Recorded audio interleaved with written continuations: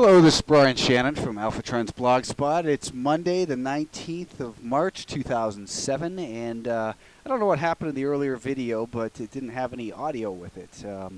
I guess there was some kind of problem. Looks like I have it worked out, I hope. So I'm going to do just a quick talk about the NASDAQ 100 and the spiders as well. So the NASDAQ was up today. It was up almost 1%, and you can see that it's coming up to this level that had been prior resistance, last week at about 43.35. In fact, if we look at a 30-minute time frame, you can see that it made it up past that level intraday, just for a few moments though, and then it pulled back down. Now the volume did expand in the direction of the trend, and then we saw diminishing volume in here as it pulled back. Maybe got a little heavier at the end of the day, but we did get that green candle there too. So I think the volume pattern is pretty bullish right now. I was pointing to this 5-day moving average, which is flattened out and starting to head higher.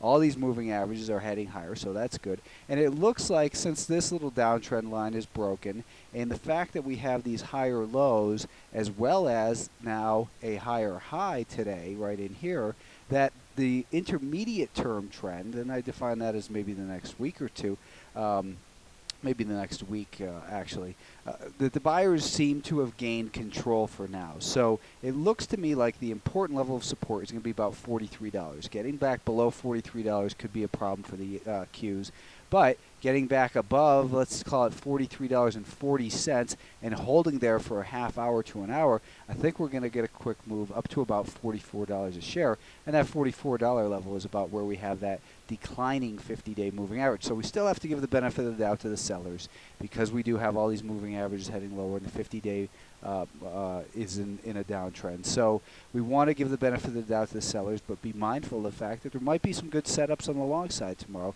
getting back above that 43.40 and holding above there for a little bit. So it still is a confusing time, I think, for the market. We don't want to get too aggressive in either direction. The S&P 500 managed to recover a little bit. Volume diminished. Friday was options expirations day, so I don't know how much you can necessarily read into that. But in this case, we have the same thing. We have a higher low, and now we have a higher high. And the market did close above that level. So I think probably about 139.50 or so is the better level of support for the spiders. It is a little bit concerning that this 5-day moving average is declining. That makes me think that we might get a little pullback before it does rally. That'll give that 5-day moving average a chance to flatten out. And then we go on to challenge probably the 141.5 level right here, and then probably about 142.5 at the 50-day moving average. So it looks like the buyers are starting to gain control a little bit, and we don't want to get too aggressive on the long side, but I do have more long ideas than short for tomorrow. Let's take a look first at Brocade, symbol BRCD. If we take a look at a weekly time frame, you can see it's in a great uptrend, and it looks like it ought to probably continue higher.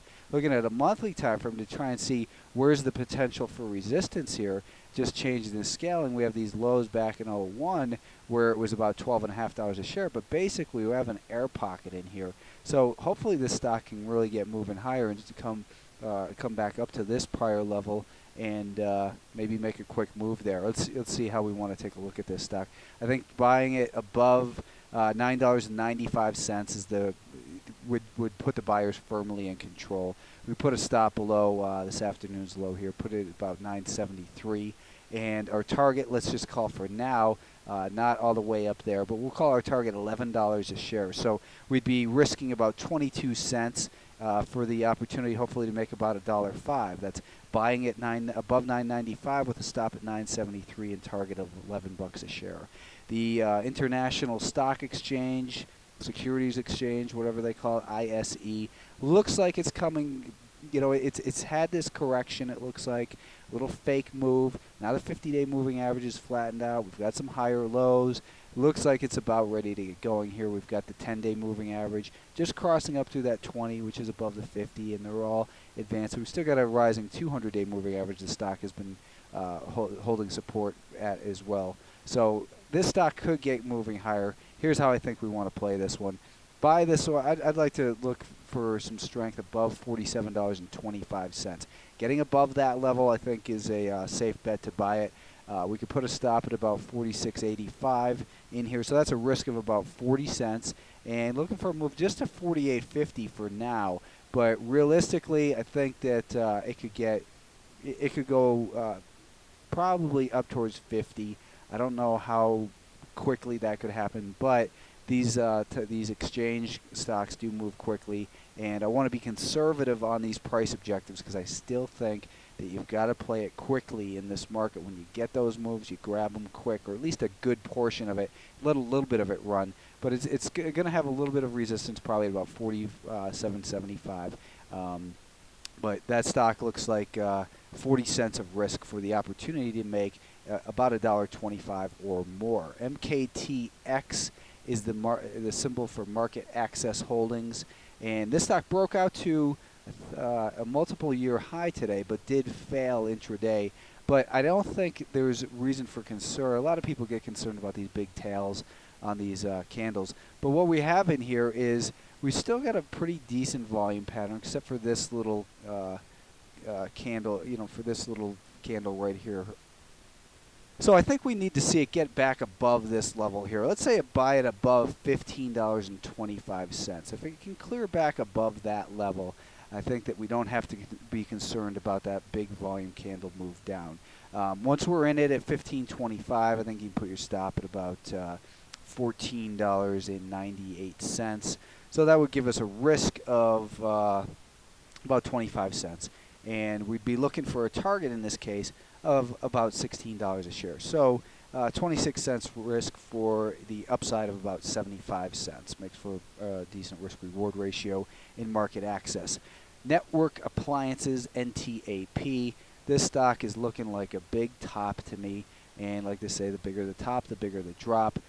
I don't know if it can do it yet because it seems to be searching for support near this 200-day moving average. But it is showing a pattern of lower highs and now lower lows in here. So let's take a look at this one as a potential short sale trade below $36.20 a share.